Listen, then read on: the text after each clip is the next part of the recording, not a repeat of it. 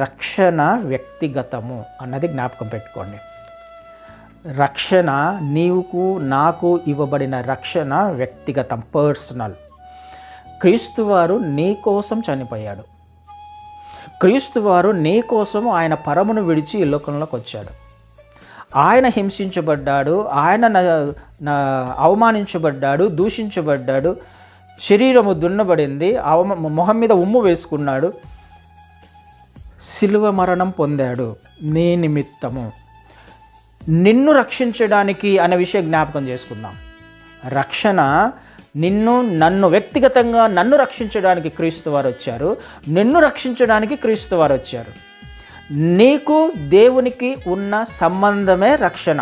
వేరే వాళ్ళకు దేవునికి ఉన్న సంబంధం కాదు, వేరే వాళ్ళకు నీకు ఉన్న సంబంధం కానే కాదు. రక్షణ అనేది పర్సనల్, వ్యక్తిగతం. అది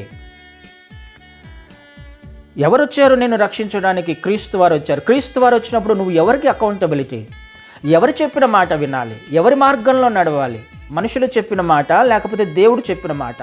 క్రీస్తువారు ఆయన వచ్చారు నీకోసము, ఆయన హింసించబడ్డాడు, ఆయన మరణించాడు, ఆయన నీకు రక్షణ ఇచ్చినప్పుడు ఆయనతో మాత్రమే నువ్వు సంబంధం కలిగి ఉండాలి, వేరే వాళ్ళతో కాదు. నీ రక్షణను నువ్వు కొనసాగించాలి అని అంటే నీ రక్షణను నువ్వు భయముతో వణుకుతో కొనసాగించాలి. అది కదండి. అదే ఫిలిప్పీలకు రాసిన పత్రిక అంటాడు ఆయన, పౌలు గారు ఫిలిప్పీలకు రాసిన పత్రిక 2వ అధ్యాయంలో 12వ వచనంలో, మీ సొంత రక్షణ, ఇది మీ సొంత రక్షణ, నీకు సంబంధించింది రక్షణ, నీకు దేవునికి మాత్రమే సంబంధించింది. మీ ఇద్దరి మధ్యలో ఏ వ్యక్తి దూరడానికి అవకాశం లేదు, థర్డ్ పర్సన్ ఎంటర్ అవ్వడానికి అవకాశం లేదు. ఏదన్నా ఉంటే నువ్వు దేవుడు తెలుసుకోవాలి. నువ్వు తప్పు చేసినా పొరపాటు చేసినా ఆయన వద్ద పాదాలను పట్టుకొని బ్రతిమలాడుకోవాలి. ఆయన క్షమించేవాడు, ఆయన కరుణించేవాడు, ఆయన కనికరించేవాడు, ఆయన నడిపించేవాడు. ఆయన చనిపోయాడు నీ కొరకు, నా కొరకు. నాకు సంబంధించింది రక్షణ, నీకు సంబంధించింది రక్షణ. ఎవరో చూస్తున్నారని జీవించేది కాదు రక్షణ అనేది కదా. పౌలు అక్కడ మాట్లాడుతున్నాను, నేను ఉన్నప్పుడు చాలా బాగా మీరు ఆత్మీయంగా జీవిస్తున్నారే, కానీ నేను లేనప్పుడు కూడా.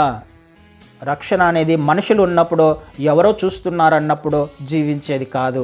రక్షణ భయముతో వణుకుతో కొనసాగించాల్సింది. ఎవరు చూసినా, ఎవరు చూడకపోయినా, ఎవరు ఉన్నా, ఎవరు లేకపోయినా. ఇది మన జీవితంలో ఈ సంవత్సరము ఫిక్స్ చేసుకుందాం.